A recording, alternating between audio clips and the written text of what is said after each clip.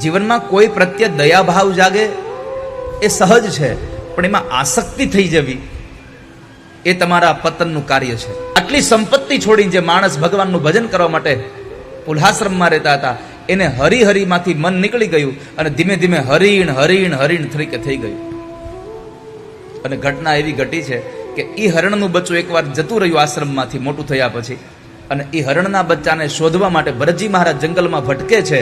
હરિણ હરિણ હરિણ કરતા કરતા ભટકતા રહ્યા અને અંતકાળ નજીક આવી ગયો અને એ હરિણ હરિણ કરતા કરતા મર્યા. એટલે બીજો જન્મ એનો કાલંજર પર્વતમાં હરણ તરીકે થયો. કેમ? અંતે યા મતિ સા ગતિ. અંત સમયે તમારે મતિ સારી રાખવી પડશે, તો જ તમારી ગતિ સારી થશે. અને મતિ સારી એક જ જગ્યાએ રહે છે, ભગવાનના ભજનમાં. પ્રભુના ભજનમાં આપણી મતિ સારી રહે. ભગવાનને ભજશો તો મતિ સારી. પણ ઘણા લોકોને ભગવાનનું નામ જ ન લેવું, ગમે તેમ કરો, ગમે તેમ કરો. તમે ભગવાનને ભજો કહીએ.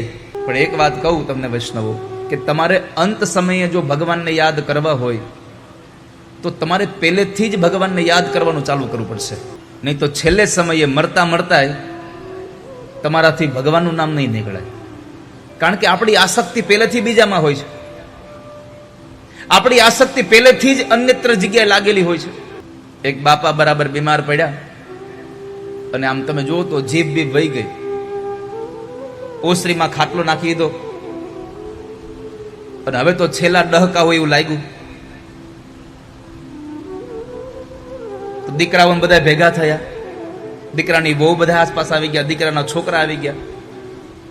બાપા ખાલી એક જ શબ્દ બોલી શકે, વાહ વાહ વાહ. બીજું કઈ બોલી ન શકે.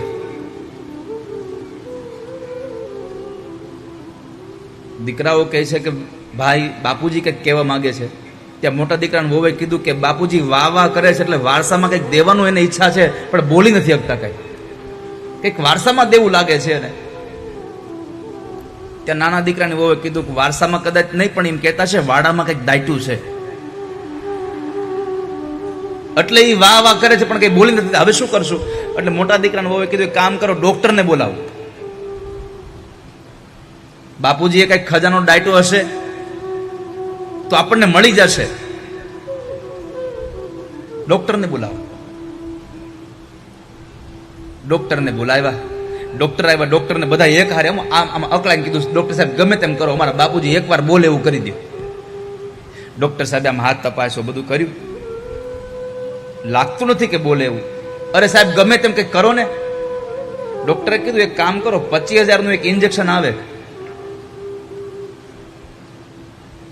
25,000 નું એક ઇન્જેક્શન આવે, એ ઇન્જેક્શન તમે દો તો કદાચ બોલવું હોય તો બોલી જાય.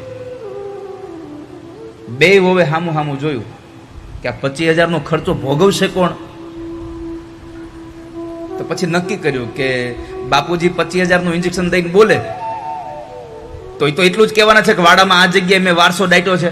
તો એ જે નીકળે એમાંથી પેલા 25,000 આપણે ડોક્ટરને આપી દેવું, પછી વધે એનો ભાગ પાડ લેવું. કીધું કાંઈ વાંધો નહીં. આ બધી જ કન્ડિશન નક્કી. ડોક્ટરને કીધું તમે દો, 25 નહીં 30 નું દો, પણ બોલે એવું કરી દો કંઈક. તે ડોક્ટર સાહેબે મસ્ત મજાનું ઇન્જેક્શન ભરી અને દાદાને હાથમાં આમ આપ્યું. 1 2 5 મિનિટ થઈ, ડોક્ટર ઉભા છે હજી, અને દાદામાં જરા આમ આમ બોલવાની જે વાવા હતું એ થોડું થોડું આમ સારું માંડ્યું થવા, જીભનો લવો માંડ્યો વળવા, અને એમાં બરાબર ઇન્જેક્શનનો કરંટ લાગ્યો. અને દાદાએ કીધું બાપુજી બોલો જલ્દી. છોકરાની વહુ કે બાપા બોલો, તમારે જે કેવું કઈ કેવું કહી દો જલ્દી. હું કેવું તું? તમે વાહ વાહ કરતા હતા ને? તો કે મારી હામું હું જુઓ છો? વાછડો સામણો ચાવી જાય છે કે. આટલું કહીને બાપા વૈયા ગયા. હામણો 30,000 માં પડ્યો. જેને કોઈ દી ભગવાનનું નામ લીધું હોય, ભરતદાસ બાપુ આજે કેટલા સંતો અહીંયા ઉપસ્થિત થયા છે. જે રાણા બાપુ અહીંયા છે એટલે બધા જ સંતો એમના પ્રેમને વશ થઈ અને આ કથાઓમાં આવી. આપણે તો બધા સૌભાગ્યશાળી એટલા માટે છીએ કે જે સંતોના દર્શન કરવા આપણે જવું જોઈએ, એના બદલે સંતો આપણને દર્શન દેવા આવે, આપણું પરમ સૌભાગ્ય છે. પણ આવા સંતોનો સંગ કર્યો હશે તો વાછડો યાદ નહીં આવે, છેલ્લે વાસુદેવ જ યાદ આવશે. જો આવા સંતોનો સંગ કર્યો હશે તો. સંગ કોનો કરો છો એના ઉપર તમારું જીવન છે. આસક્તિ થઈ ગઈ, અને બીજો જન્મ હરણ તરીકે થયો. અંતે યા મતિ સા ગતિ. અંત સમય તમારી મતિ થાય, પણ જેવી ગતિ હશે, જેવી મતિ હશે એવી જ ગતિ થશે. ભરતજી મહારાજ હરણ તરીકે જન્મ પામ્યા, પણ હરણના શરીરમાં એને જ્ઞાન હતું બહુ.